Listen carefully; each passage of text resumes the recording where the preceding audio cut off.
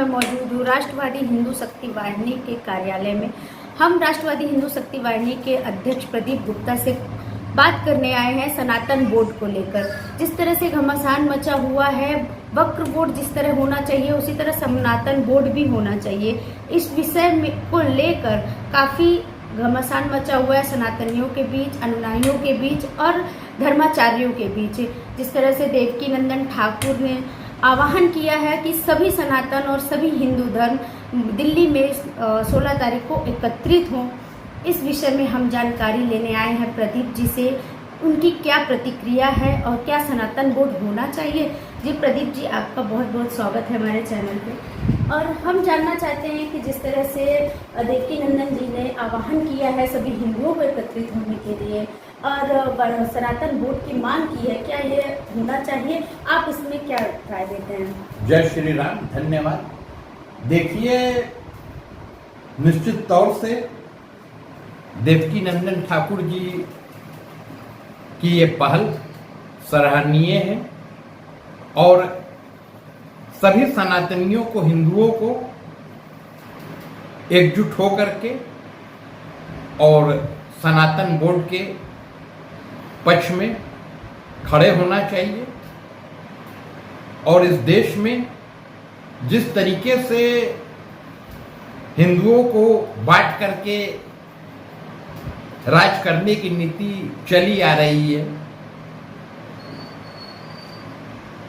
और हिंदुओं के धर्म स्थलों के साथ, उनके अधिकारों के साथ बराबर भेदभाव किया जा रहा है, तो सनातन बोर्ड की नितांत आवश्यकता है। और एक ऐसा बोर्ड होना चाहिए जो केवल नाम का बोर्ड ना हो, मगर सही में वो सनातन के हितों के लिए हो, सनातन धर्म को भी शक्तिशाली करने के लिए शक्ति देने वाला बोर्ड होना चाहिए। और मेरा जहां तक विचार है और राष्ट्रवादी हिंदू शक्ति वाहिनी का विचार है कि इस देश में जात विशेष के लोगों के लिए कानून है। आप जाति सूचक शब्द अगर जात विशेष के लोगों के लिए बोल देंगे तो आपके ऊपर मुकदमा कायम हो जाएगा। एक उनके लिए विशेष एक्ट है, स्पेशल एक्ट है। वहीं ये सनातनियों का घोर दुर्भाग्य है कि आज भी इस देश में सनातन निंदा जैसा कोई भी कानून नहीं है। आप देख सकती हैं, चाहे सोशल मीडिया हो, फेसबुक हो, ट्विटर अकाउंट हो, व्हाट्सएप ग्रुप हो, उसमें तमाम ऐसे कमेंट्स आते हैं हमारे सनातन धर्म के विरुद्ध, हमारे देवी देवता के विरुद्ध, जो किसी भी मेरे जैसे सच्चे सनातनी को उद्वेलित करने वाले होते हैं। तो राष्ट्रवादी हिंदू शक्ति वाहिनी मांग करता है कि इस देश में सनातन निंदा कानून भी लागू हो, ताकि हिंदुस्तान में रह करके और कुछ जो हिंदू नामधारी लोग हैं मगर सेकुलर के नाम पर फूट डालो, बांटो और राज करने की नीति के तहत हिंदुओं को जातियों में बांट करके अपनी राजनीतिक रोटी सेकने के लिए हमारे देवी देवताओं के ऊपर टीका टिप्पणी करते हैं, मठों पर टीका टिप्पणी करते हैं, धर्माचार्यों पर टीका टिप्पणी करते हैं। उनके खिलाफ एक मजबूत कानून अस्तित्व में आए कि अगर इस तरीके की भाषा का, अभद्रता का और हिंदू धर्म को, सनातनियों को कमजोर समझ करके कुछ भी बोलने का काम करता है तो उसको जेल जाने में कोई रुकावट ना हो। जिस तरह से अभी आपने कहा कि सनातन बोर्ड के साथ साथ एक कानून भी होना चाहिए, तो अभी योगी जी ने बयान दिया था कि बटोगे तो कटोगे, तो इसका मतलब है कि हमारे जो धर्म है कई हिस्सों में बटे हुए हैं, इसी वजह से सनातन धर्म कमजोर है। देखिए, अगर हम पूर्व में भी जाते हैं तो सनातनियों को, हिंदुओं को जातियों में बांट करके मुगलों ने राज किया कई सौ साल, अंग्रेजों ने राज किया, और उसके बाद जो सरकारें ज्यादातर आई केंद्र में और कुछ क्षेत्रीय पार्टियां भी, उन्होंने भी अपने वोट बैंक को, ग्राफ को बढ़ाने का काम किया। तो उन्होंने अगर ये बात कही है तो उनकी बात कहीं से भी कोई आपत्तिजनक नहीं है, और इसका हम लोगों ने उदाहरण बांग्लादेश में भी देखा, इसका उदाहरण हम लोग ने पाकिस्तान में भी देखा, तमाम मुस्लिम देशों में देखे, और 1947 में शायद अगर हिंदू सनातनी जात पात से ऊपर उठ करके अगर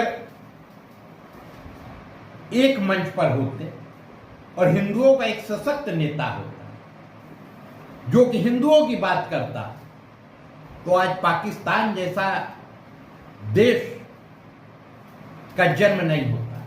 मगर उस समय भी जब देश आजाद हुआ तो हिंदुस्तान में हिंदू जातियों के नाम पर राजनीति हो रही थी, जिसका लाभ मुस्लिम। आज अगर हिंदुओं की ये दुर्दशा है, और पाकिस्तान के जन्म का भी एक बहुत बड़ा कारण है हिंदुओं का बंटना। और तो आप आह्वान करते हैं कि सभी हिंदू को अलग अलग धर्मों से नहीं सनातनी लिख के अपने आप को प्रेजेंट करना चाहिए, जिस तरह से सभी मांग कर रहे हैं। जरूर इस तरीके की मुहिम चलाने की जरूरत है, क्योंकि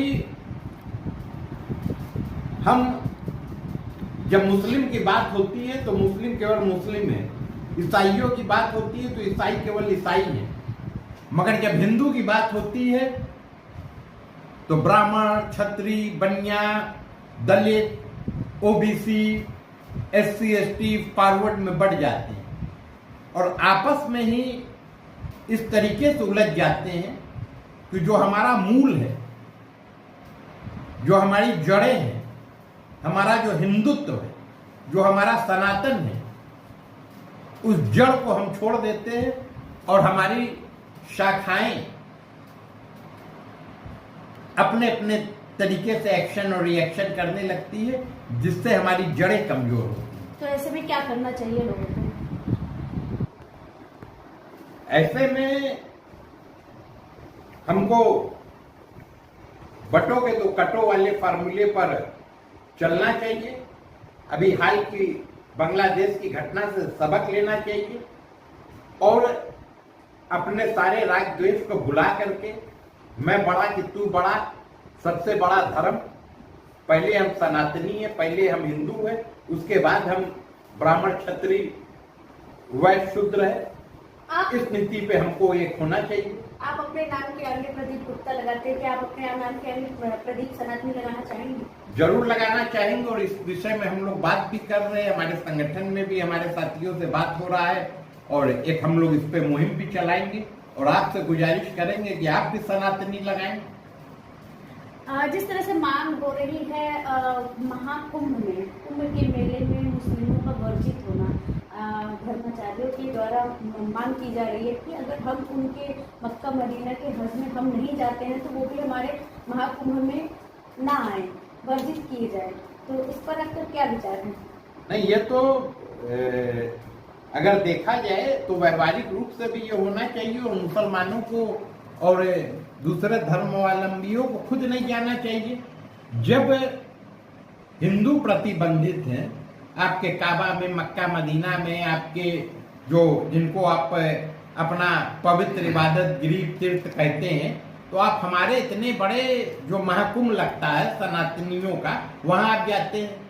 और मैं तो कहूंगा महाकुंभ क्या, जो भी हमारे तीर्थ हैं उनके एक परिधि निश्चित होनी चाहिए, बाबा विश्वनाथ जी से लेकर के जितने भी, कि वहां भी इनका प्रवेश वर्जित होना चाहिए, जिससे हमारे धर्म की जो पवित्रता है वो बनी रहे। आप अपने धर्म की पवित्रता के लिए जो है हिंदुओं को प्रवेश को निषेधित कर सकते हैं, और हमारे लिए वो फार्मूला लागू नहीं होता है। ये दोहरा मापदंड क्यों? क्या अपील करना चाहेंगे हमारे चैनल के माध्यम से सनातन बोर्ड को लेकर?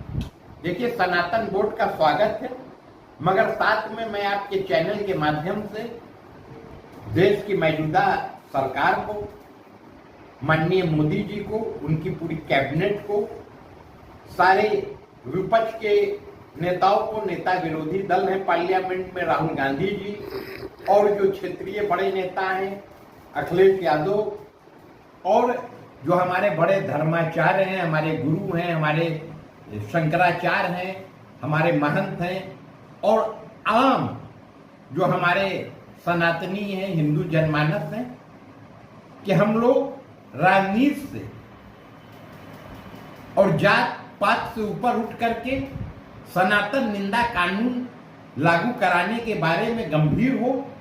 और इस देश में अब समय आ गया है, ये जरूरत है, क्योंकि हद पार हो गया है। कभी स्टालिन जैसे लोग बोलते हैं, कभी स्वामी प्रसाद मौर्य जैसे लोग बोलते हैं। ये जो लोग अपनी व्यक्तिगत राजनीति चमकाने के लिए, जो व्यक्तिगत अपने राजनीतिक दलों की राजनीति चमकाने के लिए हमारे सनातन की निंदा करते हैं। देखिए, प्रदीप गुप्ता जी जो कि राष्ट्रवादी हिंदू शक्ति वाहिनी के अध्यक्ष हैं, इन्होंने मांग की है और सनातन बोर्ड को अपनाने की भी मांग की है, और साथ में मांग की है एक ऐसा कानून लाने की जिसमें से सनातनों की रक्षा हो सके। जो सनातन बोर्ड बनाया जा रहा है उसके साथ साथ सनातन कानून भी आना चाहिए, जिससे हमारे सनातन धर्म की रक्षा की जा सके। वाराणसी से नेहा द्विवेदी की रिपोर्ट।